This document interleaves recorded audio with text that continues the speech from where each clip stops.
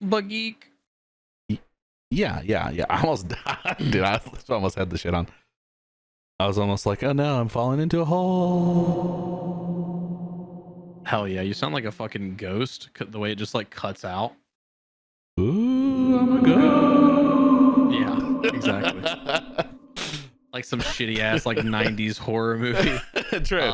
Episode 51 of Between a Rock and a Bald Spot. True.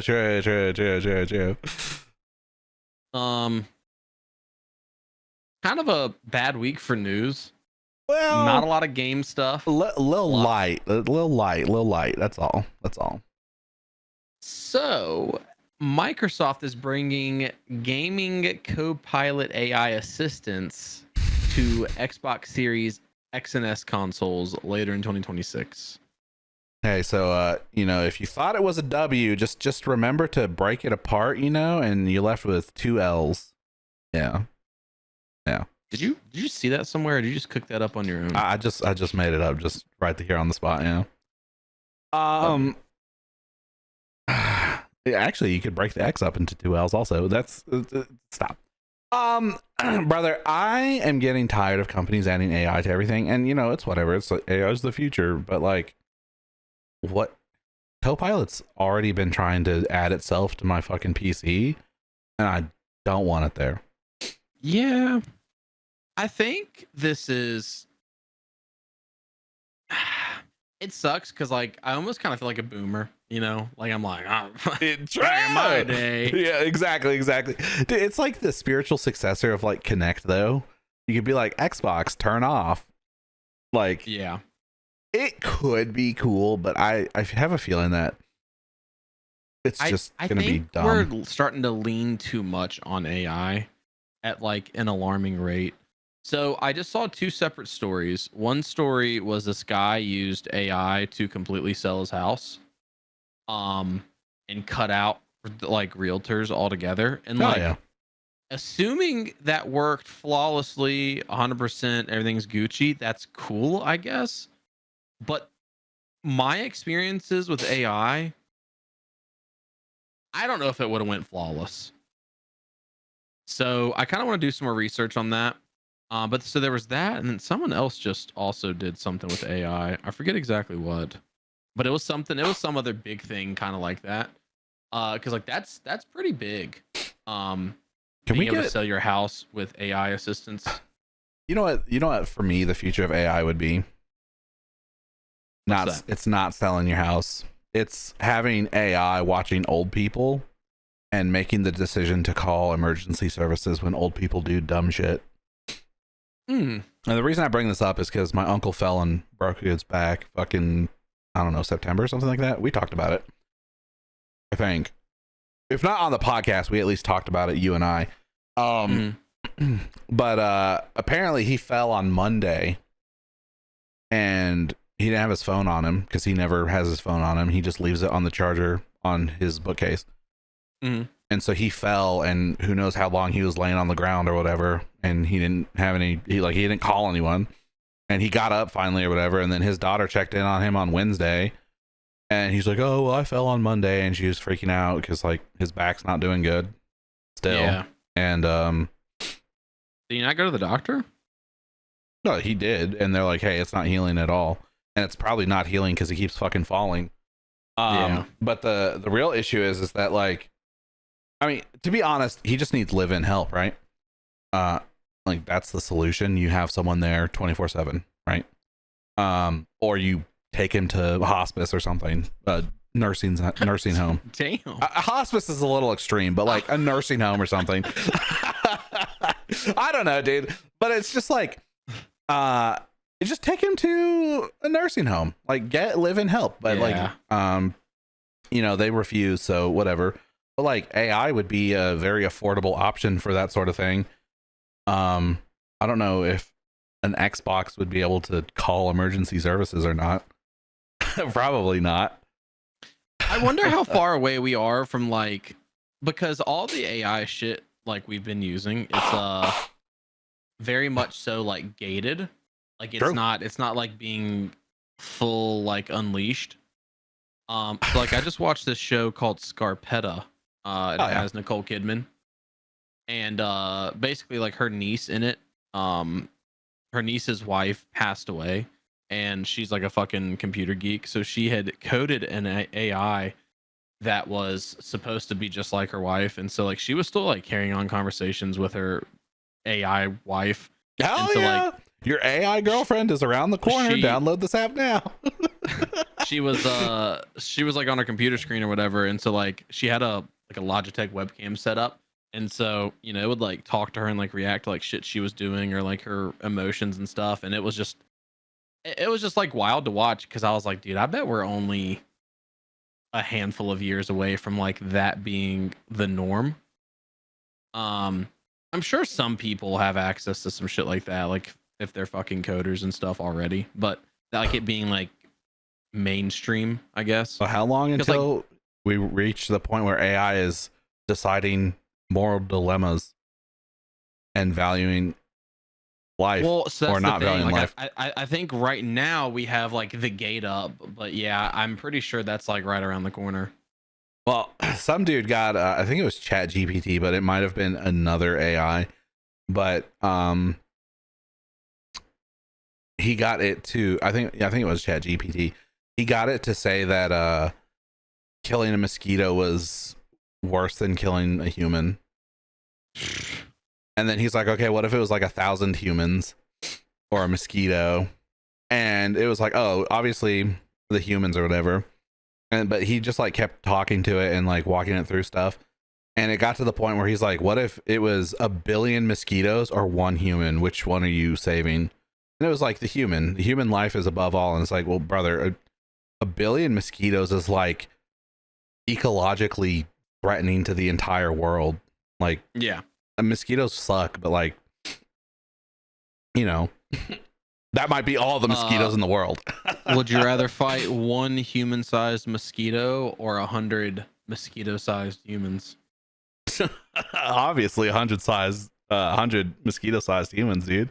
Just step on all of them with 1 footstep, dude. Damn. Yeah, true though. Maybe a couple of footsteps, but yeah, true. So the other question is, if it's a human-sized mosquito, what kind of human? Like, we just assume like average human, or like what stage of human? Like, because like a fetus is pretty small. Former U.S. boxer Butterbean. Hell, fucking no. I think that was his name, right? It was Butterbean. Yeah, yeah. Butterball. Yeah, okay. Yeah, Butterball turkey. Yeah. We'll have to ask Xbox Copilot this one. True. Have you looked at any of the features that it's gonna have? I had it pulled up. Looks like I fucking closed it. Something about like it was supposed to help like gaming tips, shit like that. So Google's AI describes it as such: acts as a controversial AI assistant that can answer questions about gameplay mechanics, such as how do I beat this boss? And I get it. Like, I'd be asking Alexa hella fucking questions, like what time it is or what the temperature is, or sometimes I'll ask her a question about a game and she's like, I don't fucking know, dude. And Alexa's not technically an AI. Amazon's AI is named Rufus. Alexa's just like a there's the Alexa Plus you can pay for though, I think, which is supposed to be, I don't know, but it's just interesting because it's like Alexa is like a step under what AI is, but it would you not call it an AI though? Because it's technically like, it doesn't think necessarily, but it's still like pulls web searches and shit, and then text to speech is shit. I don't know. The AI line is getting kind of blurred between what's like an AI and what's a software program. Yeah. I don't know. It might be cool to have AI on your Xbox. Hey Copilot, how do I beat this level? It's called Copilot. Can you say, hey Copilot, beat this level for me? Yo, yeah, so that's kind of cool. Yeah, and before people are using Copilot to cheat in video games. like online games. Yeah. Hey, Copilot, download hacks for Call of Duty. Dude, eventually we'll get there. I mean, well, actually, we're probably already there if we can fucking AI sell a house. Dude, we're gonna have AI playing video games. We're not even gonna play video games anymore. We're just gonna tell AI to play video games. Jesus. Yeah, exactly. What kind of fucking dystopian future have we walked into in the last fucking year, dude? All AI? Yeah, oops, all AI. Yeah. Exactly. Yeah, I don't remember what the other thing was. It says that it can be used via voice or chat. Could you imagine trying to type a question to it with a fucking controller? Oh, well, I used to be pretty fast at typing. Yeah, dude, my friend was pretty fast. But that shit's whack. Yeah, it is definitely whack. Yeah, I don't know. Definitely controversial for sure.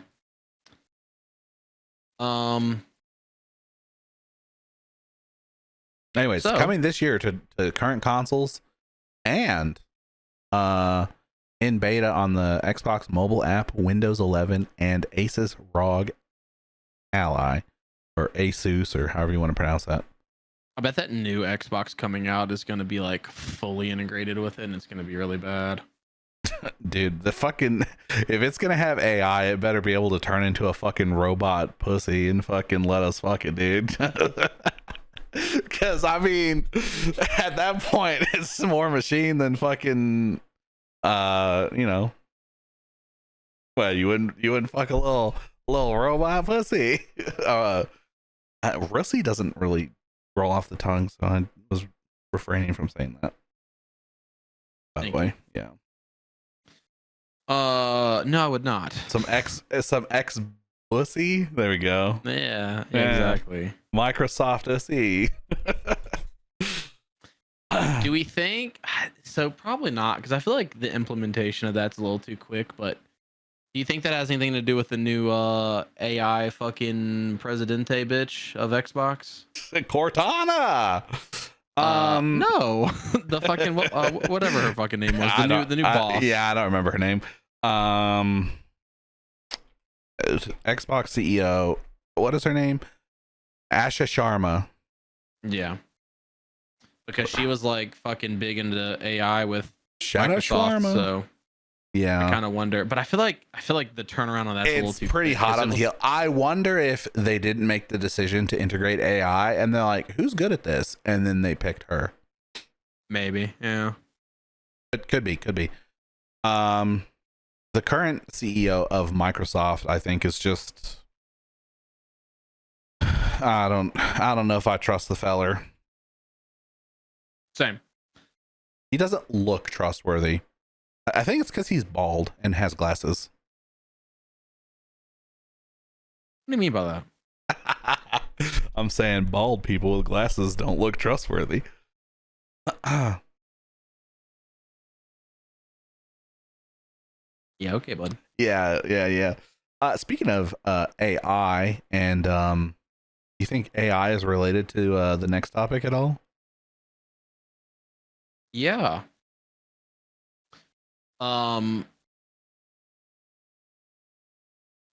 EA is having several layoffs amongst all of its studios, or at least several of its studios.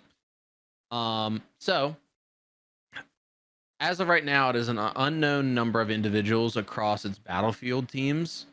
So affected is Criterion, DICE, Ripple Effect, and Motive Studios. And what's kind of crazy about this is hot off the heels of Battlefield 6 having like one of the best, if not the best, Battlefield launches. However,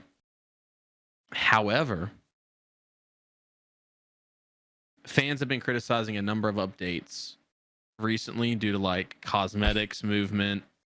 3 months in, there's fucking no new maps or hardly any new maps. Like they've added content trickle has been shit. I think they've added 2 maps since the game launched.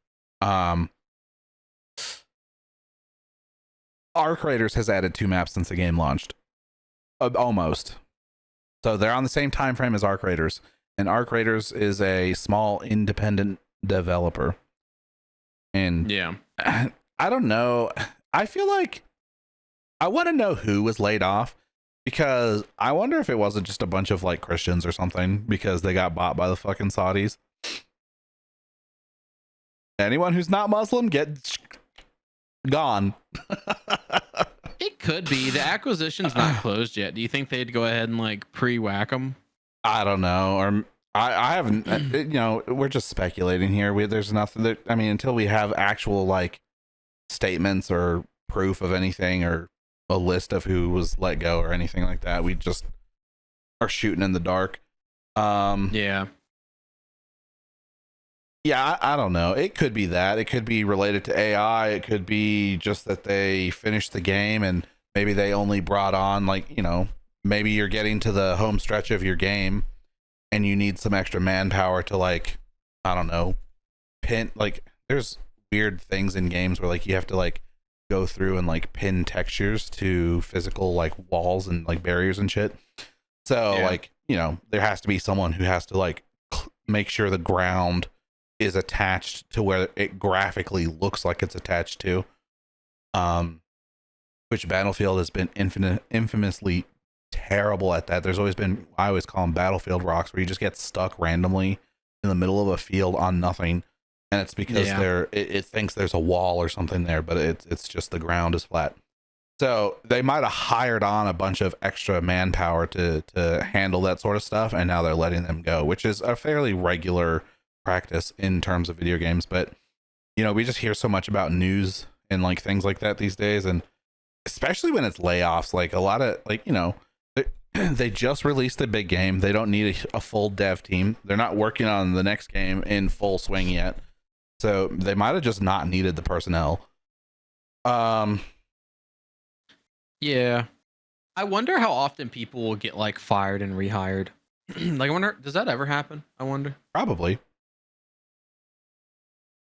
I mean, sometimes you get hired as like a temp and then they're like, hey, we'll work with you again, like, you know, in the future, or, you know, but like I've heard that the video game industry is pretty like shitty. Like, job security is not amazing in general for that.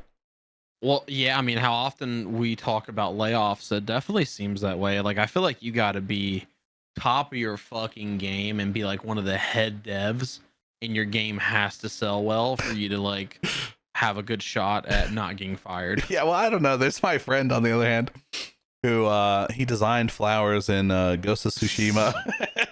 And I don't know what he worked on, but he worked on Ghost of Yotei, so you know, he's still a sucker punch, so that's cool. The flowers do look pretty good in both games. It was like one flower out of all the different flowers he designed.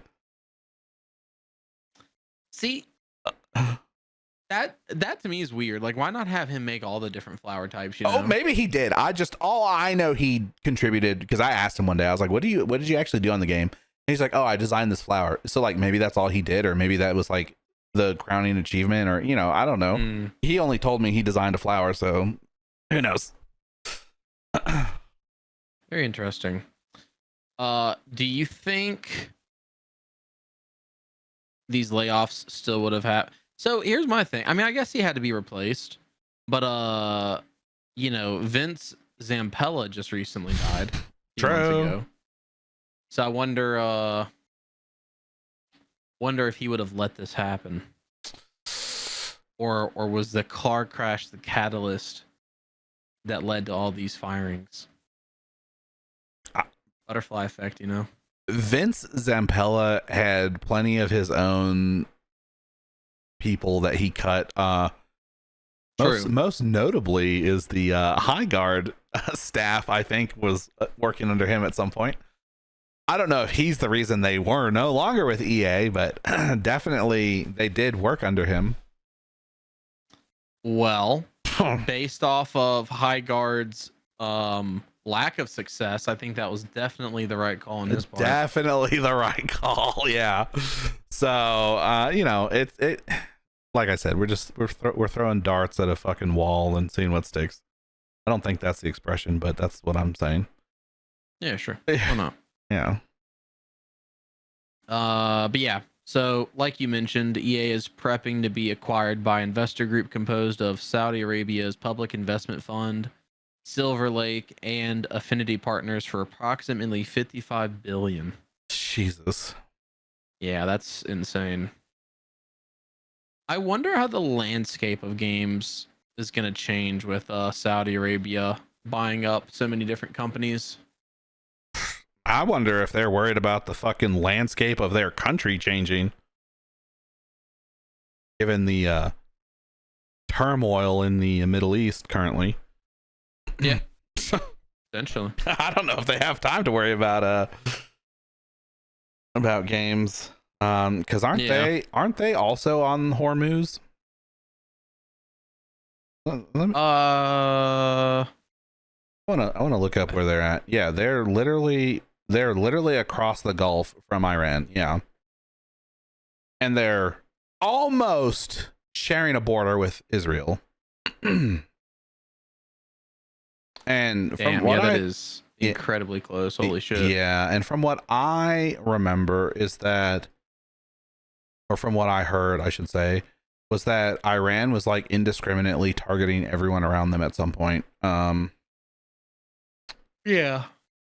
So I don't know. I mean, who's to say? Maybe the deal will fall through because they need to use their funds to build a military here quickly. Speculation again, of course, but you know, it is that neck of the woods, and that neck of the woods is I mean, I guess people have always been fighting there for like all of human history, but you know, yeah, the recent stuff really makes it stand out, you know. Yeah. Yeah. For sure. At least a little bit, anyways. No, not at all. Actually, I don't even think about it. Out of sight, out of mind. You know what they say. I don't see the bombs dropping, so I don't even know anything about them. True. That's fair. I look like that guy right now with my fucking hair all. Oh yeah, true. You should style your hair like that one day and make a bunch of emotes for it. True. That'd be sick. So something else fucking horrific I wanted to go over. That's PlayStation wonderful. has been using dynamic pricing. What that means is they are running a large scale A/B price test. So basically, same games are being shown to different users at different prices, for different like discounts. Nice. Which is pretty crazy. So the experiment includes over 190 games in 70 plus regions, including the US. Shit. And the testing has been running for more than 4 months. So since November, they've been running the A/B price tests in the store. So over the course of the 4 months, it grew from 50 games in 30 regions to over 190 games in 70 plus regions. I think I witnessed it firsthand, by the way. Change prices. Really? Yeah. I that was that day that Aaron wanted to buy Spider-Man 2 with his money from his birthday. True. And it was like, he said it was like $23, so we got a $25 PlayStation gift card. And it was $29 on my account, and he had to buy it on my account. Yeah, so if he had looked at it on his account, it actually, actually, because that was Spider-Man 2 was one of the games. Perfect, dude. Perfect. Now that I'm aware of it, though, obviously every time you're gonna buy a game, just make a brand new account.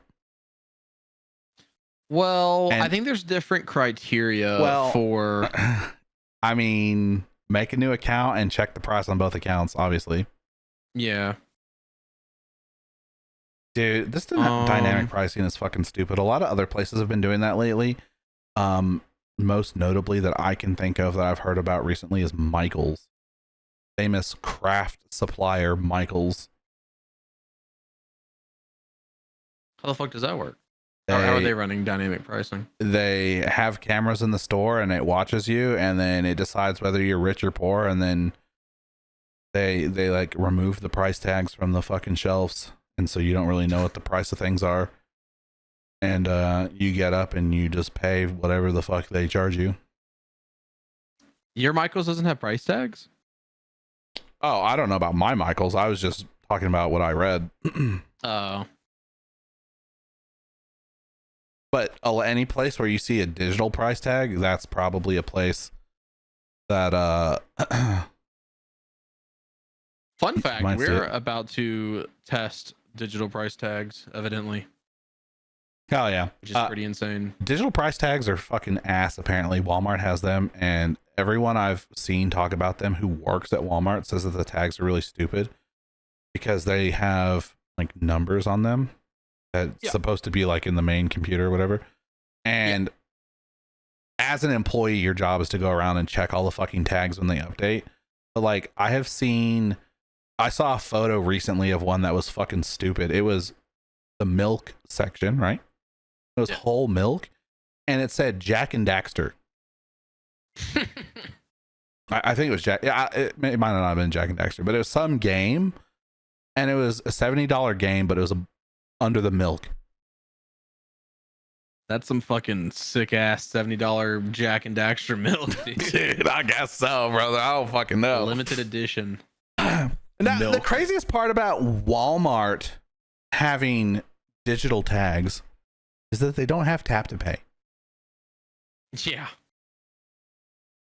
Brother, you can't Honestly, be serious. at this point, I think the whole reason why they don't is because they're trying to force you to use their app and use Walmart Pay. I think that's It the only reason probably is. But Sam's Club has tap to pay. They're one of the. Don't they? Yeah. Well, so I don't know. I use Scan and Go every time I go in there. use Scan and so Go I at don't know. Sam's too, and I don't use it because of the tap to pay thing on the at the register. It's literally so much faster to use Scan and Go.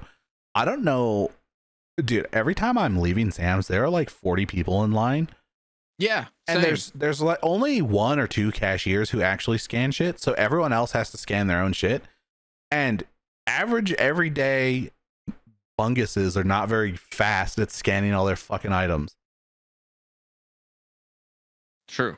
So I always use Scan and Go because I can just walk out the door. It's super easy. And they like never check my receipt. They just the little AI camera scans my shit and it's like, oh yeah, he paid. Yeah. Same. But yeah, I don't know.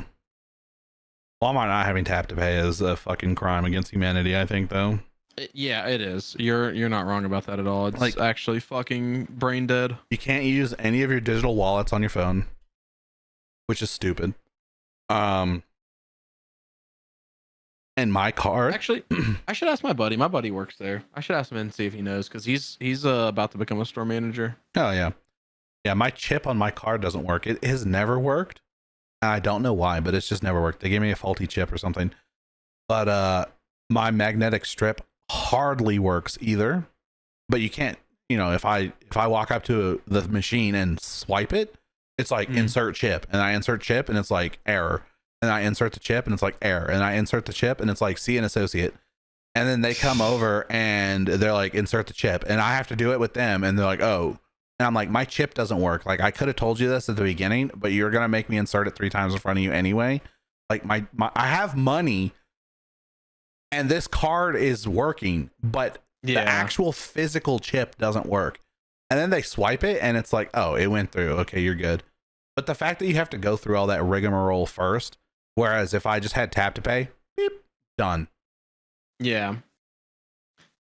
Yeah, it's actually fucking dumb because they're like one of the biggest companies probably in the world and they don't have tap to pay. Yeah. Make it make sense. Yeah, make it make sense. Dude, maybe dynamic pricing's not that bad as long as I have fucking people there to check out my shit for me. I'm getting real tired of going to places and having to do like self-serve kiosks and shit. Like if I'm in a hurry, like I don't really mind. But I hate like walking into a McDonald's and you have to fucking tap the fucking screen and order your shit. Dude, so my McDonald's, like any of them, they don't have cups accessible just in the lobby. The cups are like behind the fucking counter now. Yep, And one day I went to go get just drinks, and so like I used the fucking kiosk, I bought them, I'm standing there, and I'm like, fuck, I don't have access to the cups. And so I walk up to the counter, and like they're all just fucking like in the kitchen, just like literally ignoring me. I know they can fucking see me, and they're just literally ignoring me. And I was like fucking 10 seconds away from just being like, this is fucking stupid, and like going around the counter and grabbing my own cup and fucking leaving. Just because like I'm surprised. Don't fucking ignore me, kid. Like Dude, that shit's annoying. My McDonald's has a locked door. You could jump over the counter, but you can't walk around the counter. You have to go through a locked door. Oh, that's wild. Yeah, there's a keypad on the door, which I don't know why there's a keypad on the door, because like I said, you can jump over the counter. Like it's like, you know, it's like a waist high counter. Like just jump over it. If you're gonna do evil, hop over the counter. The door's not gonna stop you. Yeah, might as well. Yeah, but dude, I don't know. That shit's annoying. They're supposed to have someone at the counter still. And they never do. Mostly for the fucking dumbass boomers who walk in and they're like, I don't know how to use this kiosk. Yeah. Shit's 10 out of 10. Yeah. Shout out PlayStation dynamic pricing. Dude, fuck that shit.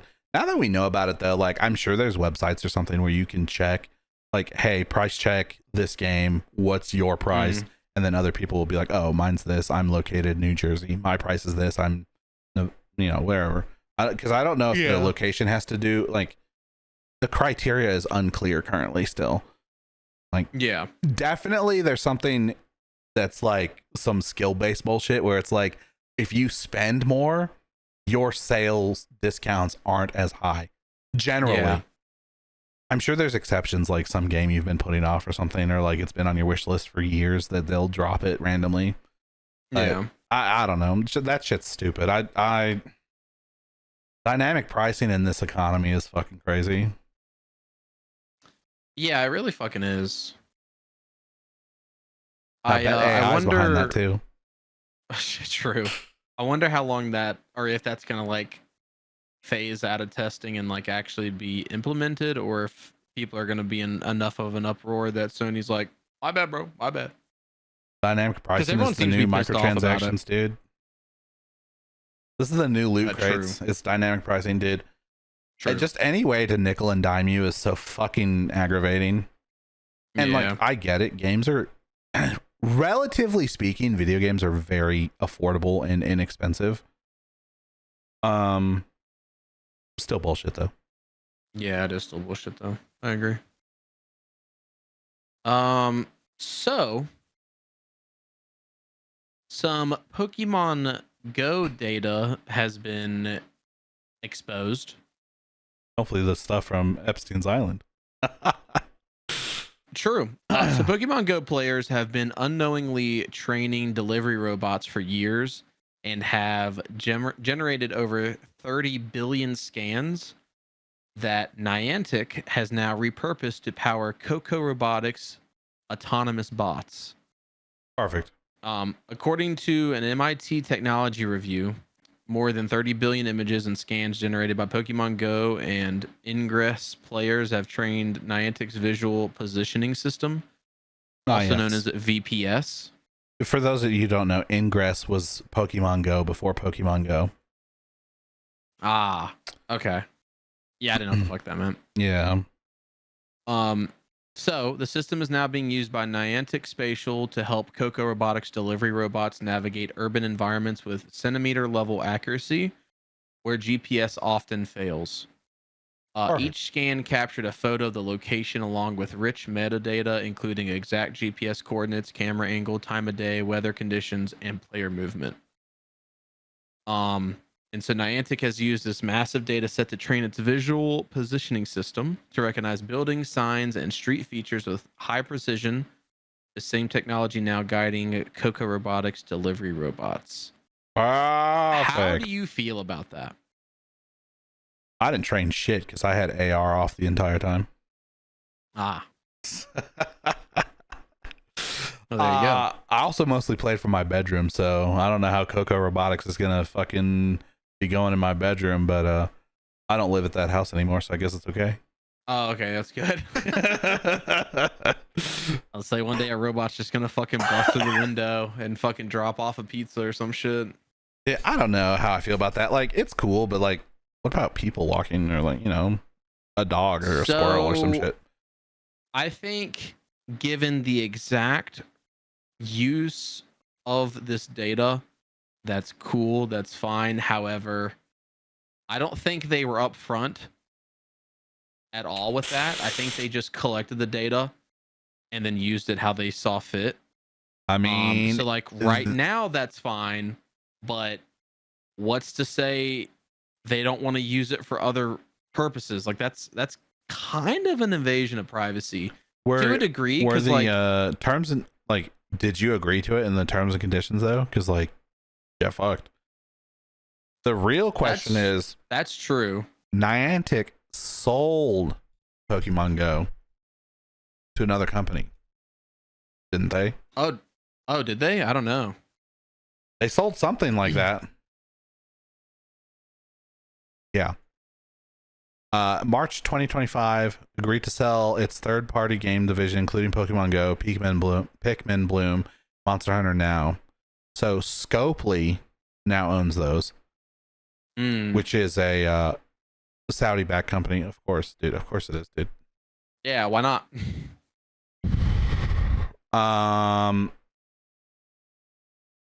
What are they gonna do with the data? Because they can start combing the data, probably, I would assume.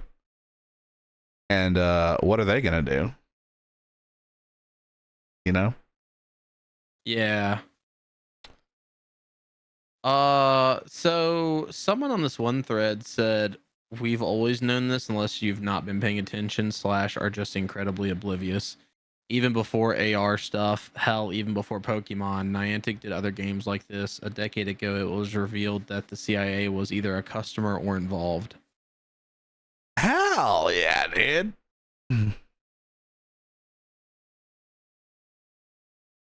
So what's Nintendo doing with all this data? Everyone's saying like all the AR stuff started and that was super obvious. Is it? I feel like that's some like tinfoil hat shit. It could be. For the audience, if you don't know, AR is augmented reality. It's like VR, but it uses your camera to like place things on your phone. It's like a filter, basically. I don't know, man. It's interesting. Also, I understand they're taking pictures of like, general landscapes and stuff, but like sidewalks change, street signs get hit by a car or knocked over, or they repaint a road.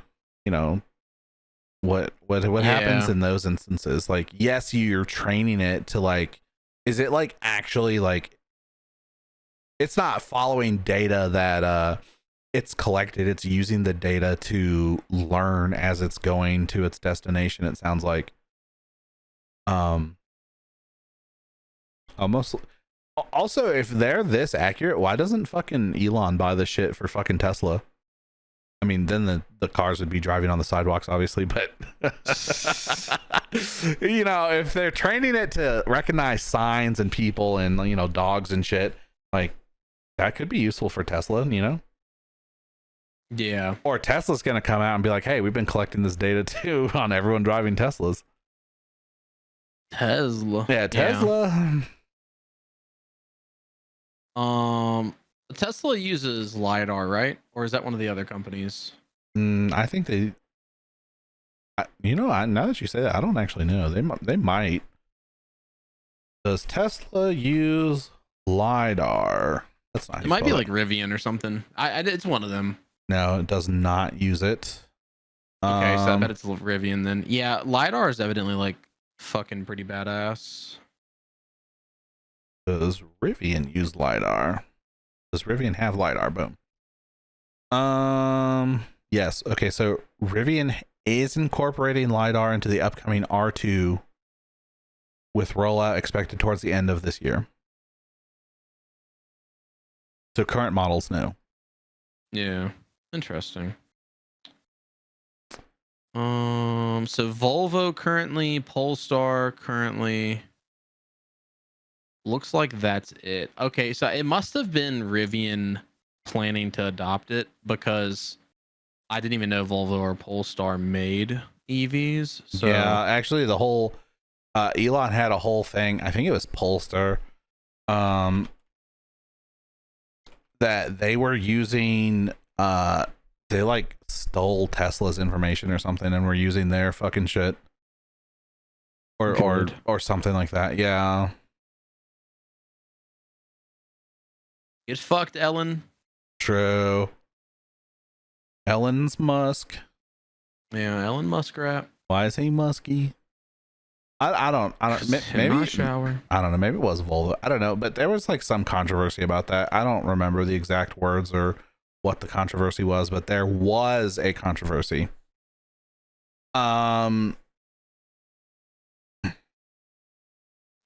controversy. Yeah.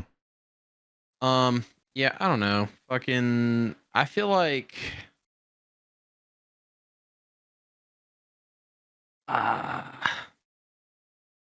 I feel like as long as they're only using it for like what they're claiming, I think it's okay. Over I'm how just long? worried that could, yeah. I'm just worried that flick of a switch that could change. Um, so I don't know. I guess we'll see. About a flick of a bean. Are you? Yeah, you probably would flick your bean. Damn. You ready to talk about Oscar winners? Taco Bell Oscar winners. Not to be confused with Meyer? Oscar De La Hoya. Yeah, okay, we went two different ways with that, but like we were going somewhere, dude. No, I don't. It's just like a fucking repeat of Claire Obscure Expedition 33 wins again. Yeah, let's talk about them. No. Yeah. Let's talk about the least interesting victory to the most interesting. How about that? How about not? So let's go over just winners, I think, because I think USA Today has like the nominees under. And like some categories have a lot of fucking shit. Dude. And there's a lot of categories in general. So yeah. So for the 2026 Oscars Best Picture Award, one battle after another one. Oh yeah. I will say, so like that beat out Sinners, which is kind of crazy. I think that's the only thing I would have expected to probably beat that. I've heard good things about Marty Supreme. Out of what was nominated, yeah.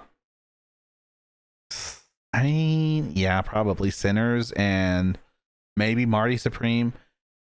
Maybe F1, but I've heard that wasn't as good as it was spent, like as the money was spent on it. Like, yeah, how much it cost. It was that's what the cost to value wasn't as high. That's what I was trying to say. Anyways, one battle after another. Perfect, dude. And are you driving a Tesla? Yeah, I am. Do you know what's funny about because the fucking? It doesn't have lidar. Yeah. Do you know what's funny about the fucking Teslas? Is those dumbass fucking steering wheels don't have a 10 and 2, so you can't have your hands at 10 and 2. Oh yeah, the new ones. Yeah. I don't like the change of the. Actually, fun fact that was when they did that new updated model with that steering wheel, and that's when I started like losing interest in getting a Tesla. Those things are fucking ugly anyway. I think the Model S's are cool. Anyways, because I originally wanted a Model 3 because it's affordable, and then I was like, you want affordable? The Model S is a lot cooler. Get you a Model Y. That's affordable. Best selling car in the world. They do have 0 APR for 6 years or something like that on Model Ys right now. Yeah, how do you think it's the best selling? It's because they're basically fucking giving them away, dude. Yeah, I think it was the Model Y. Yeah, probably. This is a fucking big diversion, but I want to see real quick. That's why the dude, I hate that Ford got rid of all their cars, like their sedans, except for the Mustang, which is not a sedan, by the way, it's a coupe. But they got rid of all their cars, and then they started pushing the Maverick, and it's the only like affordable vehicle they sell anymore.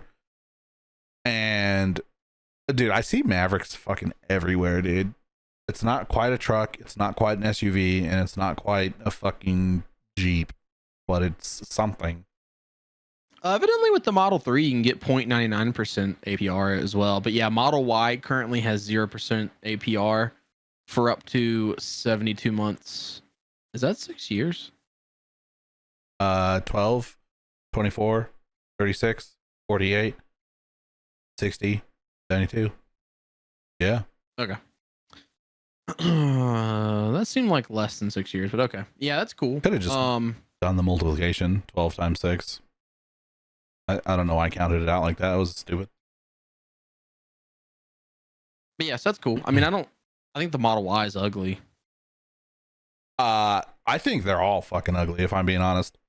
The only one that kind of looks okay is the Cybertruck, except it looks like fucking Tomb Raider's nipples from fucking 2002. Boobs, not nipples. You should fucking TOS yourself right now. I mean, I have the surprise tool that will help us later in the drawer next to me. Surprise Blicky. Yeah, true. But yeah, I don't know. I used to really want a fucking Tesla. Dude, honestly, so I'll be completely honest with you. I think I'd go back to getting one if I had a store that had the superchargers in the parking lot, because I would just charge my bitch at work every day. Yeah. And never charge it at home. Because we don't have, unless I'm fucking blind and have missed them, we don't have outlets on the outside of the house. So charging it, so charging it would be a fucking pain in the ass. I don't have outlets on the outside of my house either. It's really fucking unfortunate when it's time to hang Christmas lights, because I have to run an extension cable from inside under my garage door. Yeah, we have not hung Christmas lights for that exact reason. You can get solar powered ones, but they're kind of ass. Like the actual cords are not that long, so you need like 30 of them. I don't know. I think the whole thing is you're supposed to park your Tesla in your garage and use your fucking fancy dancy Tesla battery bank wall shit. And your solar panels. Yeah, that makes sense. Actually, that's one product that I really like that Tesla makes is the they make those fucking solar panel like roof tiles. Those are fucking sick. Do they actually work well? Fuck if I know, but they look cool. Yeah. I always thought it would be cool to have solar panels, and when I looked into it like 5 to 10 years ago, even at that point, the technology for it fucking wasn't worth it. Like collecting solar energy for like a whole year would power your fucking house for, I think it was like 2 weeks or something. And I was like, dog, I'm not fucking dropping like $50,000 to get some solar panels that's gonna save me, I don't know, fucking $1,000 or something. So they're not 50,000. They're a little cheaper than that. Even right now, they're a little cheaper than that. But the problem is most people I've looked at it a couple times, and most people agree that by the time you're done paying them off, you'll have saved about as much as they cost you. And then they break and you need new ones. Yep. Perfect. Yeah. So it's literally just a money pit. Yeah. They apparently don't last very long because they're in direct sunlight all fucking day. And they just age. And yeah. That makes sense. Yeah. Sure does. Back to the Oscars. De La Hoya. Yeah, we're still we'll meet up at some point, but right now it's not working, dude. Best actress Jessie Buckley in Hamnet won. You skipped right over best director, I think. USA Today is That was number 2. Oh, okay. Best director's after actor. Oh, okay. So next up is actor. Michael B. Jordan in Sinners won. Damn. Another year, another not an Oscar for Leo. Well, he does have one now, so He does I think have at this point it's like one. whatever. But it's just funny because he gets nominated like every year, and every year he doesn't get shit. Yeah. Dude, I want to see the. I bet there's some fucking data out for that. I want to see how many times he's been nominated versus won. Yeah. Okay. Leo DiCaprio. It's literally already a fucking typed out search. He's been nominated 8 times and he has won a single one for his role in The Revenant, by the way, which I don't even think is his best movie. I don't think it's his best movie either. So this says this is what Google's AI says, by the way. It says he has won 1 Oscar from 7 to 9 nominations. W7 to 9. Or as Ninjaman put it, 8. So what's funny too is my AI Google answer does not say what yours does. So that's funny. Well, what did you type? Because I wrote Leo DiCaprio nominated versus wins. I typed how many times has Leo DiCaprio been nominated for an Oscar? There you go. He was nominated in What's Eating Gilbert Grape for Best Supporting Actor, Best Actor in The Aviator, Best Actor in Blood Diamond, Wolf of Wall Street, The Revenant, which he won, Once Upon a Time in Hollywood, and One Battle After Another. And he was nominated for Best Picture in Wolf of Wall Street. Wait, he got nominated for Once Upon a Time in Hollywood, but not Django? What? Fucking beat him out in Django. That's crazy. Or what? Well, hold on. He could have just been nominated, not even won. That's crazy. His role in Once Upon a Time in Hollywood's not even that big, I don't think. Versus Django, his role in Django? Yeah. He's got way more screen time in Django Unchained, I would say. Yeah. His acting in Blood Diamond is really good. Also, Titanic? Hello? Where's Titanic? Yeah, best supporting actor, fucking Christoph Waltz and Samuel L. Jackson should have been nominated.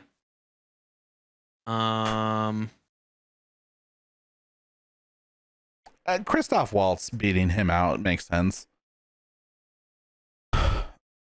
Oh, is that why? Yeah. Yep. Yeah. Okay. He was really good in Blood Diamond, and I have no frame of reference because I'm not from Africa, but apparently his accent in that is like phenomenal. It's really accurate according to what other people have said. In Blood Diamond, which I think, getting the accent of the region of a film you're in correct should be important. Yeah, I agree with that. All right, moving on back to the Oscars this year. Yeah, back to the Oscars this year. Best Director Paul Thomas Anderson won for One Battle After Another. Ah, dude. Claire Obscure, Expedition 33. Best Original Song, to no one's surprise, Golden from K-Pop Demon Hunters. Dude, if it didn't win, jail. There would have been riots, yeah. Best International Film, Sentimental Value. I'd never even heard of it. Same. It's from Norway, though. It's kind of cool. Oh, yeah. Best Cinematography, Sinners. That makes sense. Yeah. I haven't seen One Battle After Another yet. I'm going to try to watch that this coming weekend. Or actually, I might watch it today. Well, today being Monday. Yeah. I want to watch it. Best Editing, One Battle After Another. Best Sound, F1, the movie. That makes sense. Bro, your list is so fucking out of order compared to my list. I don't even fucking want to be here anymore. What's USA Today? I don't know what to tell you about it. Dude, they're fucking retarded. Best Original Score, Sinners. Best Documentary Film, Mr. Nobody Against Putin. Oh, yeah. Best Documentary Short, All the Empty Rooms. Best visual effects, Avatar: Fire and Ash. That probably makes sense. So that was nominated against F1, Jurassic World Rebirth, which is ass, The Lost Bus, and Sinners. Sinners doesn't really have any visual effects. Exactly. So that's why I think Avatar winning makes sense. Yeah, that almost looks like a fucking freebie, you know? Yeah. Best production design, Frankenstein. That checks. I wouldn't know. Never saw it. Best original screenplay, Sinners. Best adapted screenplay, One Battle After Another. Yeah. Best supporting actor, Sean Penn in One Battle After Another. Claire Obscure. Best live action short. Oh yeah, This perfect. is where the tie came The in. tie, the infamous singers tie. And yeah, the singers and two people exchanging saliva.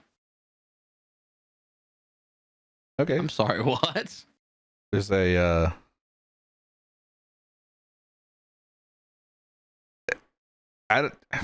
it's whatever, dude.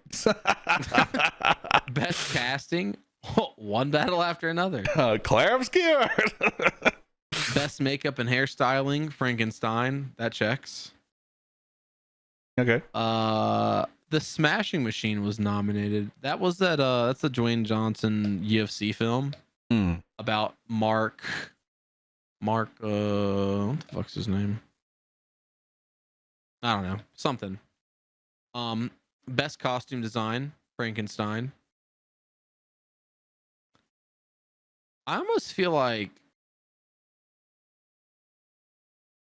what was it? Oh, production design. I guess that's still different enough. I was gonna say, I feel like production design and then like makeup and hairstyling. I almost feel like costume design could kind of fit into those, but whatever. Yeah. Best animated short, The Girl Who Cried Pearls. Hell yeah, dude. What the fuck is that? Best animated film, K-pop Demon Hunters. That definitely checks out. It was nommed against Arco, Elio, Little Amelie, or The Character of Rain, and Zootopia 2. The only other movie I know is Zootopia 2.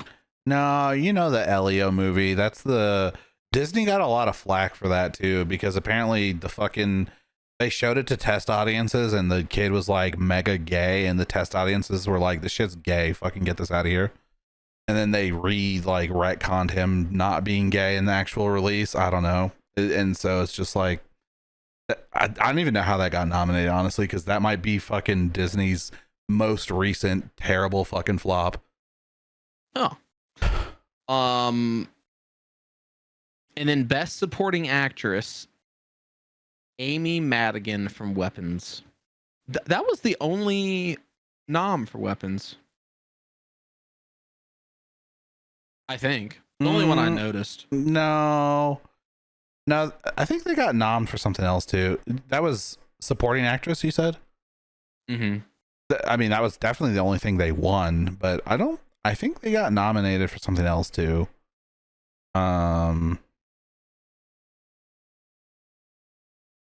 For whatever reason, the fucking page stopped loading. So scrolling back up, I have just blanks. You'll have to scroll and look. Yeah. Apparently it was just that. My bad.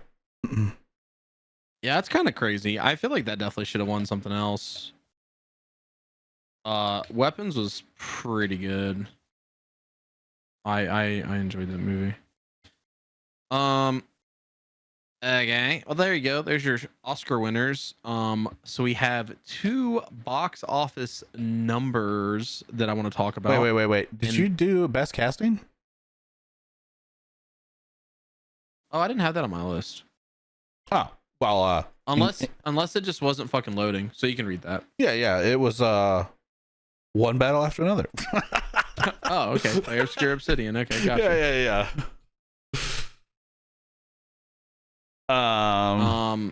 Hell yeah. Well, that's sick. Anyways, so let's go over Scream 7.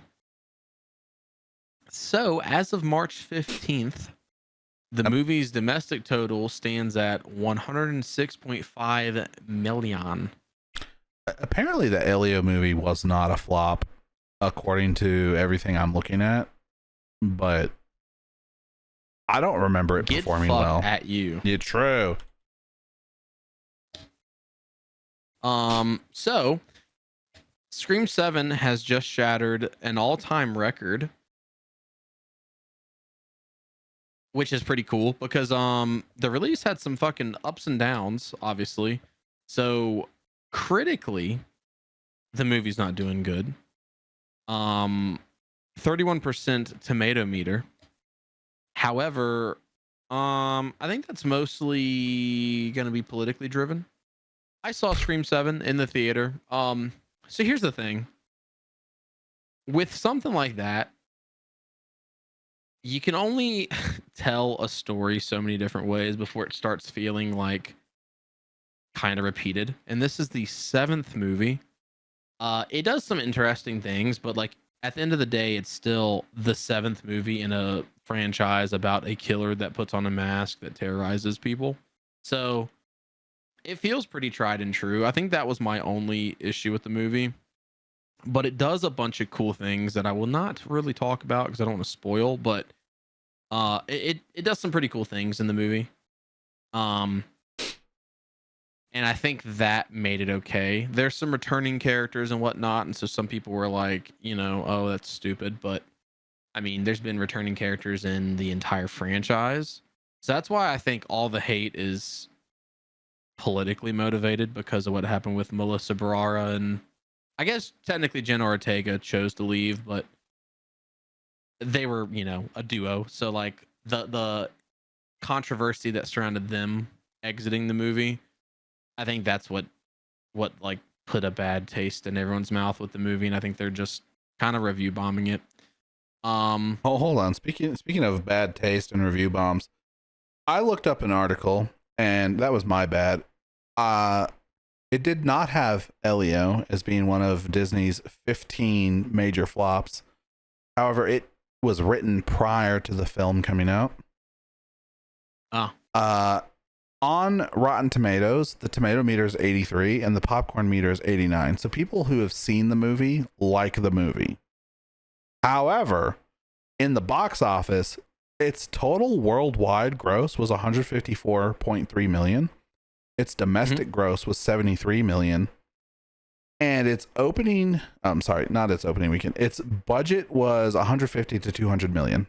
So if they spent 200 and its total worldwide gross was 154, they lost 50 million on that. Yeah, jeez. But apparently that's not in the 15 biggest flops because that article was written prior to the film coming out. So it will make next year's 16 biggest flops. Got it. Yeah, exactly. Sick. So Google is saying that it was released during a very competitive summer alongside How to Train Your Dragon, and therefore that it failed because that movie was just infinitely more popular.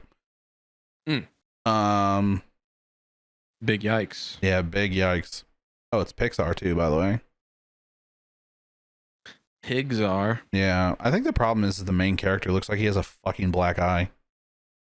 Oh, yeah, that could have something to do with it. Yeah, it looks like he got fucking beat or something. Domestic abuse isn't cool, Pixar. Even more so child abuse, right? Isn't he a child or no? Yeah, he is a child. Hell yeah. Formerly a gay child, by the way. Which I don't know why they needed to shoehorn his sexual identity into an 8-year-old's movie or whatever. Well, that's why I didn't do good. So, yeah. Well, they removed that because test audiences were like, "Why is this even in the movie? This is fucking stupid." Yeah. Which is the reason for test audiences. That's Good. why people do them. They try something out. They get either good or bad reviews, and they make a change. So, Scream 7, like I said, has a 31% on tomato meter, but popcorn meter is 76%. So, critics hate this one simple trick. Dumbasses who like to watch slasher movies. I will say Scream 6 has a 77 and a 90% comparatively. So Um, the people who watch the movie always like it more than the critics. Is yeah, what I'm hearing, but apparently the critics really hated Scream 7. yeah, they did. I mean, I'm like flipping through, and they usually differ by like about 10%, but 31 or whatever I said, 32% is pretty fucking low. That is pretty low. Okay. So Scream 4 had 61% and 57%. So that is the other lowest, but everything else has been above an 80, I think. So Scream generally has pretty good reviews. Oh, 2 and 3 isn't on this list. I bet one of those might be low. What'd you say Let's see. the tomato meter was? 32? 32 or 31 for Scream. Just to frame how bad that is, The Room is sitting at 24. Arguably the worst fucking filmed movie ever. Jesus Christ, that is fucking hilarious. The Room is some shit that like some high schoolers would turn in for a fucking project that they forgot to do, and they did it all in last minute. You know, I always kind of thought that fucking Tommy Wiseau looks kind of like Sebastian Stan, by the way. That's fucking hilarious. Imagine it was like a fucking passion project he fucking released under a pen name. That would be so funny. Dude, Tommy Wiseau's way older than Sebastian Stan, but that would be funny. Maybe it's his father, dude. So, real quick before we move on to Hoppers, I tried fucking hook, line, and sinkering Brooke today because we were gonna go see a movie potentially, and so I was like, oh, we should go see Undertone, and she's like, oh, what's Undertone? And I was like, a movie. So she doesn't like watching scary movies, definitely not at the movie theater, but Damn. it's being argued as the scariest movie you'll hear ever. Here? So yeah, here. Okay. So it's about a paranormal podcast host who becomes haunted by terrifying recordings. So I guess it's just got creepy sounds. Brother, dude, sometimes I know like comedy and horror is already like a really fine line or whatever, but like what you just described to me sounds so fucking funny. I don't know. It's just like hilarious. This is why I can't watch horror movies and appreciate them, because I'm fucking dying the entire time at them. True. Shit. But yeah, that's an A24 movie, which I'm a whore for. Oh, you're a whore for horror? Meter, that movie. And A24. Yeah. So that's sitting at a 75% and 52% Rotten Tomatoes. So it's not getting great reviews, popcorn meter wise. You're supposed to acknowledge my fucking bars. They weren't funny though. Bars aren't supposed to be funny, I don't think. Yeah, okay. Jessica says, I liked the red screen reference and the reverse music, but it wasn't scary at all. Little bit disappointing. 1 star. Grant says, was really unimpressed with the film. Absolutely zero atmosphere, probably because most of the shots were dark and... Hold on, I have to click to see more. Dark and muddy. Nothing really happens to make me feel anything for the only 2 characters we were shown on screen. Wouldn't recommend it at all. 0.5 star. So this just sounds like someone heard that Markiplier was making a film and was like, let's make that film too. Except instead of on a boat, it's a podcast. I'm on a boat. Jamie, play the next scary sound. Basically. Oh shit. But yeah, anyways, shout out Scream 7. If you're a fan of the franchise, go see the movie if you haven't yet. It's good. It's getting unnecessary hate. Moving on to Pixar's Hoppers. Oh boy, Lizard. Yeah, Lizard. Question: was that not in a movie already? The lizard thing? Yeah. Fuck if I know. Yeah, fuck if I know too. So, so Hoppers just came out like at the beginning of the month. So like we're late by like a week or two, but that lizard thing's been around for a minute. Apparently, the lizard's name is Tom. Was it like a short at the beginning of a different Pixar film? Like Elio, unironically. Of course. Yeah. It was a post-credit teaser scene for Elio, which was used to promote another upcoming Pixar film, Hoppers. Okay, so he was always supposed to be in Hoppers, but yeah, they teased it in Elio. Okay. Lizard. That is Lizard. That is so fucking funny, dude. Actually, never mind. I was gonna say something, my favorite use of the lizard meme, but it's not appropriate. I'm sorry. Oh, Lizard is voiced by Pixar employee Tom Law. Lizard, its name, Tom. Huh. Interesting. That checks out. He talks? I've only seen him smash a fucking soundboard. Yeah. He's like a fucking iPad kid, dude.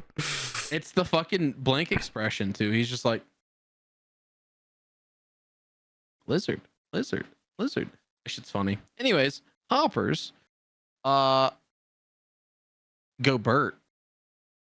So what's even the plot of Hoppers? From my understanding, the plot of Hoppers is some weird like we gotta save the planet like tree hugger bullshit. I don't know. Why don't you take your fucking children to go see it? Fucking like communism, fucking coup d'etat, fucking overthrowing the government, some shit. Dude, I don't. Dude, from my understanding, the plot is girl, professor, we'll call her Doc Ock. Doc Ock invents a way for you to be in an animal suit. She made furries. Ironically enough, she invented furries, and then as a furry, the main character goes and bands all the other furred creatures together, and they go and overthrow the government. The government being humans. Is this a dystopian like zombie apocalypse film? Like what the fuck? Yeah, if you want it to be. Do you think how successful do you think this movie is just because of the lizard? Yes. Let's hit those numbers. Let's not. Oh, okay. We can start with the ratings. Maybe it's a 93 tomato meter and a 94 popcorn meter. It sure is. Wow, people love it. How much do they love it though? Well, this guy says it's an improvement on Elio, and still better than most of the competition. Damn. That's a good sign. Yeah. So domestic, it's sitting at an 86 million, almost 87 million. That's pretty good. That is pretty good. Especially for an animated movie.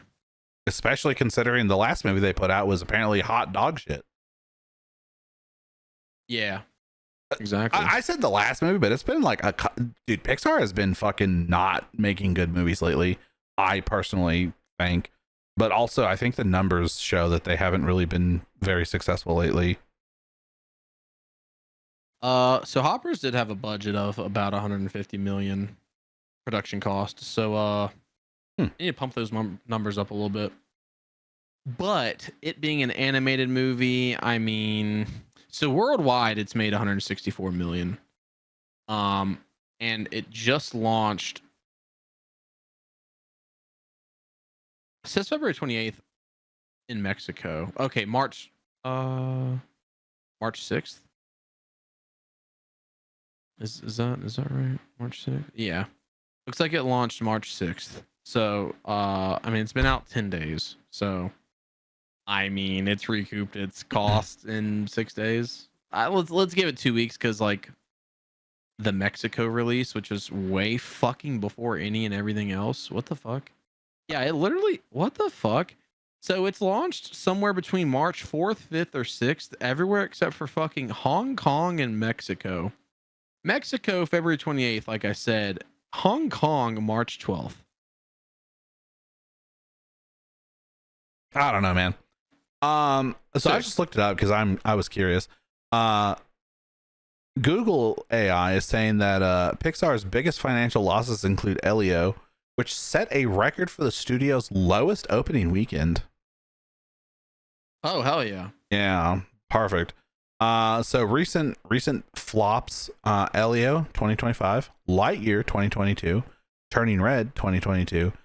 They've included The Good Dinosaur, but I mean, it bombed at the box office, but like I think it's doing okay these days. Like people like that movie. But that was 2015, so that's a little older. Turning Red apparently did not perform well. Elemental that came out during COVID though, right? Turning Red, no, 2022. The one you're thinking of is argue that's still Onward. I would argue that's still during COVID. Yeah, okay, but so this says Turning Red, Elemental. This is saying Cars, but that's not recent. Cars 3 is not recent either. Onward, that's probably COVID had to do with that. Lightyear, and then Soul apparently didn't do well because it was I mean, box office wise it didn't do well because COVID, and I think that went straight to streaming or whatever. So, you know, yeah, and I don't think Toy Story 5 is going to do well this year either. So Turning Red launched on Disney Plus. Okay, that's what it was. Yeah, so that fucked it, dude. Because why would you go to the movie theater to watch it if you can just fucking watch it on Disney Plus? Man, it's one of those things that like they've had some okay films recently, but I mostly am just thinking of bad films. Like Luca, and I mean I liked Onward, but like it didn't perform well. That was a COVID thing. Disney owns Pixar now, yeah, right? I think they've always owned Pixar. Oh, okay. So I mean, I guess at some point they could end up fucking clapping Pixar, like if it was like loss after loss after loss, but yeah. Well, did Pixar Disney's wins? True. Go ahead. Disney's wins are fucking, when they do win, they're such huge fucking wins that they can have some fucking flops like that. I don't know if it's like the whole industry or it's just like Disney is like lost touch with like audiences, because like there's been a lot of flops in like Marvel and other Disney IPs, and like I mean they've had some successful stuff, and people will say, oh, it's always been like that, like look at Treasure Planet, but like you're like, oh, look at Treasure Planet, and Treasure Planet came out fucking 20 years ago, and that's your example. Like there's a lot more losses recently than there ever were leading up to recently. Yeah, if you look at like the last 10 years, or even if you hone it in the last 5 years, yeah, it's kind of bad. Yeah. And Toy Story 5, dog. First of all, the first 3 Toy Stories, 3 was pretty good. I might even think I would even say that 3 is better than the first one, with 2 being the best. However, Toy Story 4 was not a good movie. Is that the one with Forky? Yes. Yeah, that one was fucking stupid. And so 5's the one that's not out yet? Yeah, it's coming out later this year, and they're making the little girl, she's in 4. I don't remember her name, but they're making her an iPad kid in the new movie. Except it's not an iPad, it's like a leapfrog pad. Yeah, I feel like it's I feel like we're probably overdue for that. They honestly probably could have done that in like 3, maybe 4, honestly. Probably more so 4, because 3 came out when I was still in like, I think, middle school. Yeah. Dude, I don't know. It's so if you follow the actual Toy Story timeline, Toy Story 1 takes place in like the early 90s, the late night, like I don't know, the 90s, right? And then by the time like where we're at right now is like the early 2010s, if you, based on the age of the characters and all that. So like a leapfrog learning pad thing like makes sense time wise, but like that's like so far in the past, people aren't thinking about that. You could have put an iPad or something, honestly. I don't know. Yeah. My problem with that is just like, how many adventures do toys get up to? And the base plot of the toys getting up to the adventures is that we're toys and we want to be played with. Yeah, I think. Well, so, all right, 3, they get given. They get donated to Andy, a daycare. Yeah, Andy donates them to a daycare. What was 4's plot? 4's plot. So they're with Bonnie is her name, I think. They're with Bonnie now or whatever, right? And the whole plot of 4 is that Woody wants to find Bo Peep or whatever. Or this is what I remember. I only seen the movie like once. He wants to find Bo Peep or whatever, and she's in some fucking antique store, and he rescues her, and then they run off to be. They don't want to be toys anymore. They don't want to be played with anymore. They just want to go live their own life without being toys, and they're leaving the being toy stuff. Like he passes the leadership torch to Buzz, and Buzz is in charge now, and all this stuff. But him and Bo Peep are gonna be back in 5. Oh, and Bo Peep is like some guerrilla warfare fighting fucking toy rescuer in 4, by the way. Dude, the movie is fucking off the rails, dog. And then it's like the like concept or whatever is like, oh, what constitutes a toy? And it's like Forky is a spork with fucking googly eyes on it, but because someone played with him, that makes him a toy, and therefore he's alive. Yeah. He's suicidal. I feel like I feel I feel like Toy Story 4 probably shouldn't have happened, or at least if it did, it should have been after 5. I feel like 5 should be 4. I feel like they need to stop making Toy Stories. 2 Toy Stories ago. Yeah, honestly, probably. 4 should have never happened, and 5 certainly shouldn't have happened. But 5, dude, I don't know if they're retconning 5 or I don't know what the fuck is going on, but this shit's fucking stupid. These kids got lost in the sauce. I don't think the people who are making Toy Story 1 are there. And the industry is really suffering with this sort of thing in general. Nobody can make up a new, like, I don't think anyone can fucking write a story anymore.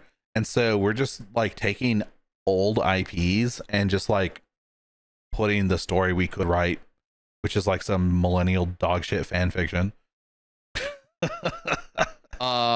So the director of Toy Story 1 is one of the writers in 5. Or sorry, in 4.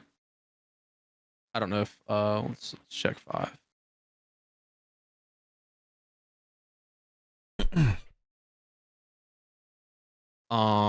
Nope.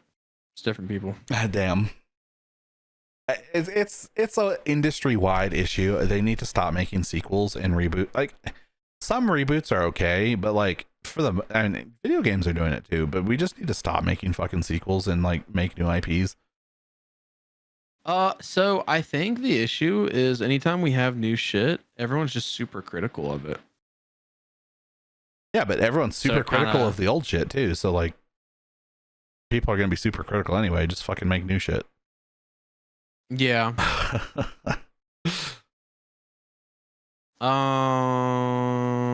To fucking talk about Thanos. Crumbl. Fucking Thanos. I'll do it myself or whatever the fuck he says.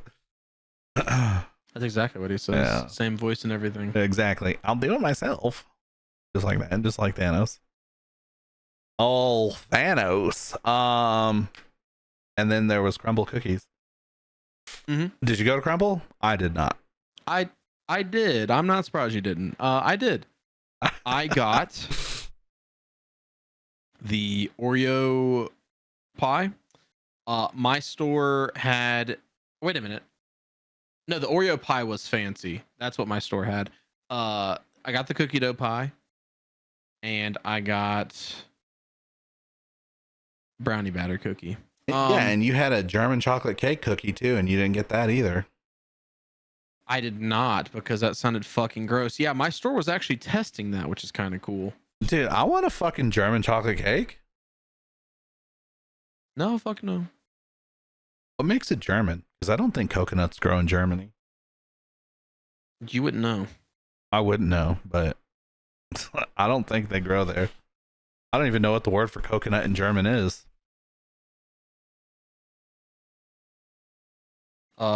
You're not gonna believe this. Okay. So German chocolate cake is an American creation, that's why. German Americans, though, probably. It's like fortune cookies, dude. Or French fries. So also it's a Texas recipe. That's fucking interesting. Hell yeah, everything's bigger in Texas, including coconuts. It used Baker's brand German's baking chocolate. So, and the cake was named after Sam German, who created the sweet baking bar. That has nothing to do with Germany at all. Good to know. Nope. I mean, if you told me that it was German chocolate from Germany, that would make sense, because Germany and Switzerland, Switzerland are right next to each other. So, you know, Swiss chocolate's like a pretty famous thing, right? Sure. The other thing, do you know the history behind chocolate? Nope. All right, well, we're going to do a quick, super fast rundown. Chocolate is a relatively new thing in Europe. There was no chocolate until the conquistadors came to Mexico and discovered the Aztecs using chocolate. Fuck yeah. World famous, like Ghirardelli, is like European chocolate. Which is just hilarious to me, because it's like when you think of Italian, you think of tomatoes, but tomatoes didn't exist in Italy until we brought them from America. Being the fucking Italians, and I'm not Italian, so I don't even know I said that like that. I didn't mean to phrase it like that. Anyways. This week for Crumbl looks fucking badass. True. This week does be looking kind of stacked. We're starting off strong with the mallow cream cookie, a graham cracker, and white drop packed cookie. I don't know what white drop is. White chocolate, I guess. Finished with fluffy vanilla marshmallow frosting. Oh yeah, there is some white drop in the Lucky cookie. I hadn't Charms noticed that. marshmallows featuring Lucky Charms. Then we have the cereal milk cookie featuring Fruity Pebbles, except not actually featuring. We did not pay for the licensing for that. This reminds me of that other podcast. I can never remember what the name of that podcast is, but they're talking about the fact that they're talking about Fruit Loops, and he's like, "Oh, what's your favorite Fruit Loop?" And he's like, "What do you mean?" He's like, "What's your favorite flavor of Fruit Loop?" And he's like, "They're all the same flavor." And he's like, "You're telling me the green one and the blue one taste the same?" And he's like, "Yes." And they're arguing about whether or not fucking Fruit Loops have different flavors or not. These are Rice Krispies, but they're colorful like Fruit Loops, you know? A soft cereal-inspired sugar cookie brushed with a milky glaze, which you can't really tell that from the picture. Not really well, anyway.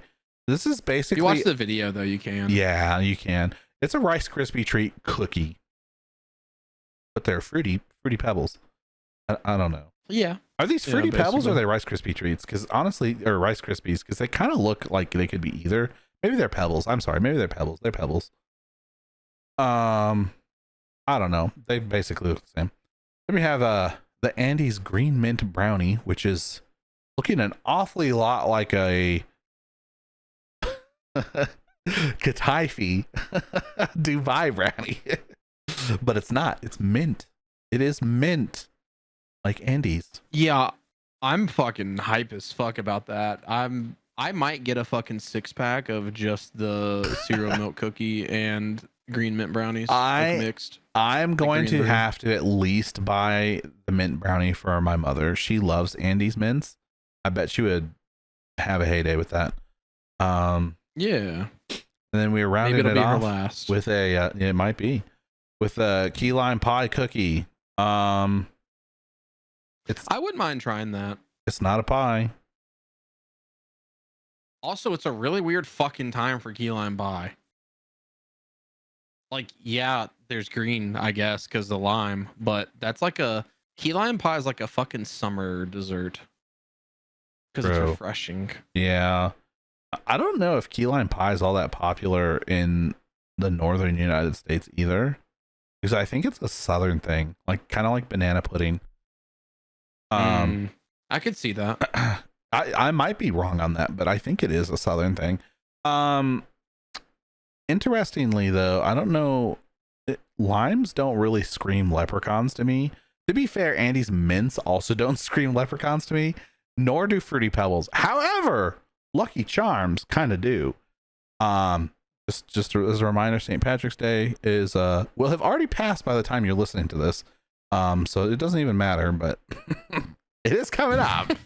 Yeah, true. Just like Ninjahitman's birthday. Yeah, exactly, dude. We do have the St. Patrick's celebration cake cookie still. We have the semi-sweet chocolate chunk cookie this week, and we're going to be having oatmeal thins on Thursday. If you care about those. I don't, but the next time there's a good fucking thin, I need to try to get some. I actually went to Crumbl last time on Thursday, I think. Did I? Oh no, I could have gone this week on Thursday because I actually remembered to go or to look at it, but I looked at the menu again and I don't remember what I was excited for last week, but nothing stood out or jumped out at me this week. So what was your special cookie on or pie on Saturday? That's what it was. I was supposed to look for the pie. I didn't even look. My bad. I even made a comment to my children yesterday. I was like, "Oh, it's pie day." I totally didn't even look. What'd you have? The Oreo pie. Because the cookie dough pie was the normal thing. So it was the Oreo pie, and then we also were testing the German chocolate cake cookie. Which is interesting. I wonder. Oh, we have signs up too in my store stating that the dirty sodas are coming soon. So hopefully that means like real soon, because they hadn't been advertising it yet. So I probably won't do that often, but maybe like a couple of times I want to try to get like a dirty soda just to fucking drink it. I just think like dirty soda with like some extremely sweet cookies is like not the move, because it's I don't know about you, but like if I ever have like soda and a cookie, the soda tastes like fucking piss, like wolf piss, because you're fucking eating a sweet cookie. Fair. Yeah, I don't even know how I would even check that. I'd have to talk to somebody, I guess, who fucking works at Crumbl. You could maybe Wayback Machine it. Maybe. I don't think I care that much, but I also don't know if they would have even taken a like of my store's location. Would they have even taken a snap? Yesterday, yeah, I don't know. Of all days. Yeah, I don't know. Chances are slim. I'll let you know. Oh.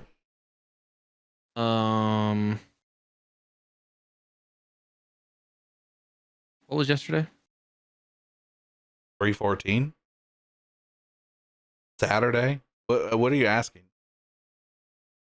Yes. Oh, okay.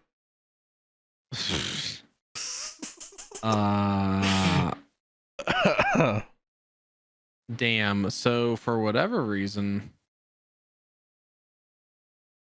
March 11th there was a bunch of screenshots or snapshots, but looks like March 14th now. Damn. So rip in the chat. Rip in the fucking chat, my guy. Oh well. Bet you had some badass shit. Dude, if there was a pecan pie, I'm pissed. Not really, because I could just go get pecan pie at like Village Inn or something. Oh yeah, flavors map. There we go. Also, I prefer carrot cake anyway. This guy prefers carrot cock. That's crazy. Yeah.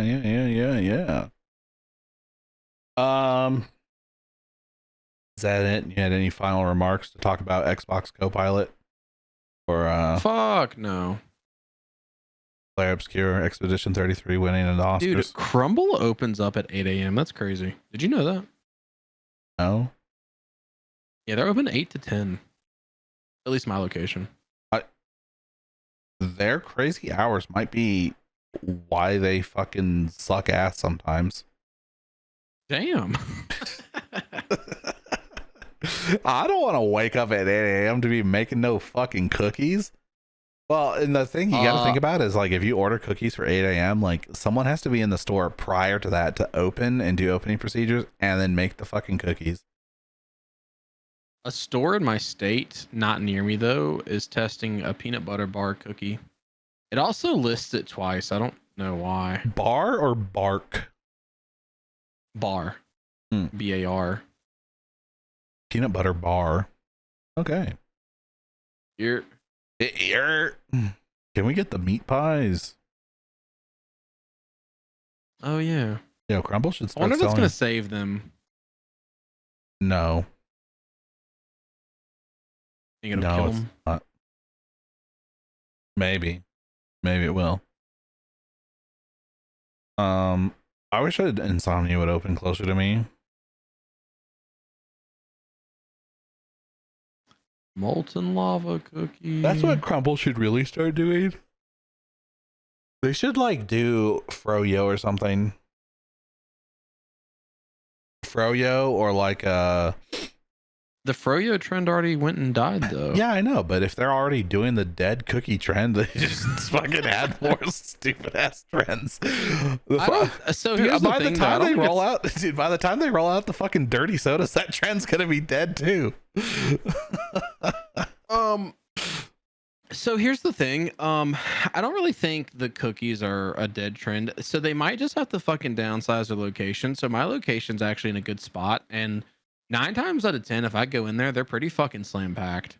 My locations are both in pretty good spots too, and the other day when I went, there was no one else in there when I went, but someone walked out as I went in. And then someone walked in as I walked out, but there was no one in there while I was in there. Usually, if I am getting off later in the day and I go, like when I get off at 7, there's always like 2 or 3 people in there. Always. Oh yeah. When I go on Saturdays, if I get off my normal time at like in between like 3 and 4, I'm usually the only one in there. On Pi Day, when I went, there was fucking 3 or 4 people in front of me already. Oh yeah. And I got off a little bit earlier. I got off at 3. So like I don't know if that was the thing, like usually getting off at 3:30 or 4 if there's no people, or if it was like Pi Day or like what the deal was. But yeah, there was fucking 4 people. And you know, like that was like just right then and there. So it's like I'm sure they had been pretty busy. Maybe. But yeah, free games this week. Well, hold on. I was the only one, by the way, who went the other day when I actually did go a week and a half ago. I was the only one who went or who was there at that point, and the employee did not show me my cookies.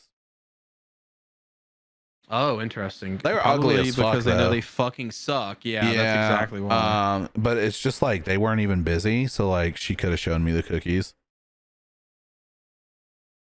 And even if they were fucking, she shows you, even if you're they're gonna be like, "What the fuck is that?" Yeah, I'd be like, "Brother, there's no sprinkles on that brownie, on the cosmic brownie." I wasn't like, even I'm one of those fucking dumbass millennials where like you'll give me the wrong food and I'll just be like, "Oh, okay, thank you." She could have showed me the cookies and they could have looked like she fucking farted and stepped on them, and I would have been like, okay, thanks, looks good.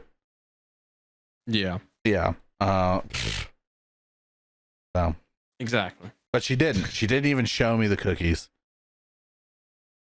But it did look like she might have maybe at least run her fingers through them or something. True. All right, free games? Yeah, free games this week. So we have Cozy. Yeah, we have that's Cozy Grove and Isanzo, March 12th through March 19th.